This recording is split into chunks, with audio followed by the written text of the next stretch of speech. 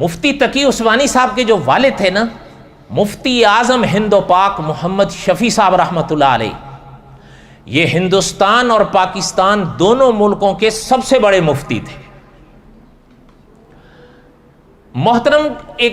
یہ واقعہ خود مفتی تقی عثمانی صاحب نے بیان فرمایا ہے، حضرت کی کتاب ہے، خیر آپ کیا پڑھیں گے اس کو، اللہ تعالیٰ خوش رکھیں آپ کو، 25 جلدوں میں ہے، لیکن اللہ تعالیٰ کی عنایت سے تعدیث نعمت کے طور پہ کہتا ہوں ان 25 جلدوں میں کوئی جلد ایسی نہیں ہے جو میں نے نہ پڑھی۔ اس میں حضرت نے لکھا ہے کہ میرے والد صاحب نے مجھے ایک دفعہ ایک حکیم صاحب کے پاس بھیجا دوا لانے کے لیے، بہت پرانی بات ہے یہ، حضرت کے والد کو بھی فوت و مدتیں ہو گئی۔ مفتی صاحب نے فرمایا کہ میں گیا تو سلام کیا، حکیم صاحب سے ملاقات ہوئی، تو حکیم صاحب سے میں نے کہا کہ مجھے والد صاحب نے بھیجا ہے، دوا لینے آیا ہوں ابو کی، بات سمجھ رہے ہیں؟ تو مفتی تقی صاحب نے لکھا ہے کہ حکیم صاحب اندر چلے گئے، کہنے لگے بیٹھو میں آتا ہوں۔ اندر گئے، تھوڑی دیر کے بعد واپس آئے تو فرمایا کہ دوا دے کر مجھے کہنے لگے کہ یہ آپ کے والد صاحب کی دوا ہے، ان کو دے دینا، اور یہ آپ کے لیے دوا ہے۔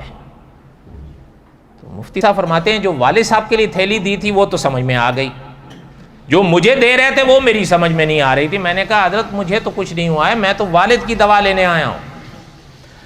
کہ کہنے لگے آپ کو دی ہے نا، آپ لے جاؤ اور اس کو استعمال کرو، پھر بات ہوگی۔ حکیم صاحب کی بات سمجھ آئی؟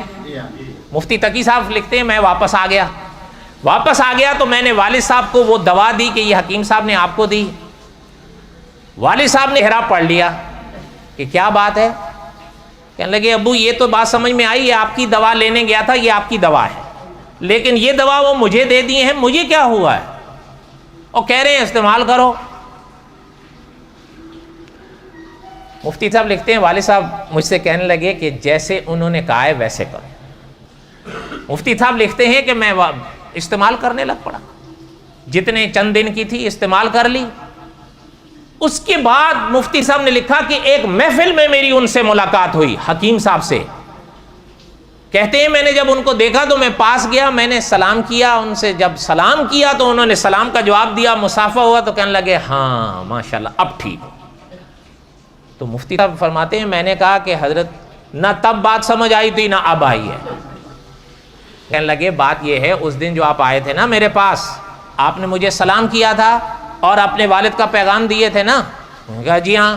کہنے لگے آپ کی آواز سے میں بھانپ گیا تھا کہ آپ کے وجود کے اندر آپ کو تکلیف ہے، ایک جو آواز کے ذریعے اس بیماری کو ظاہر کر رہی تھی، آپ کو پتہ نہیں تھا، میرا تجربہ تھا، وہ دوا میں نے آپ کو اس بیماری کے لیے دی تھی، اب آپ نے استعمال کیا ہے نا تو اللہ کی عنایت سے آپ کو افاقہ ہو گیا ہے، اب جو سلام مجھے کیے ہو تو میں سمجھ گیا ہوں کہ اب وہ بیماری کا اثر زائل ہو۔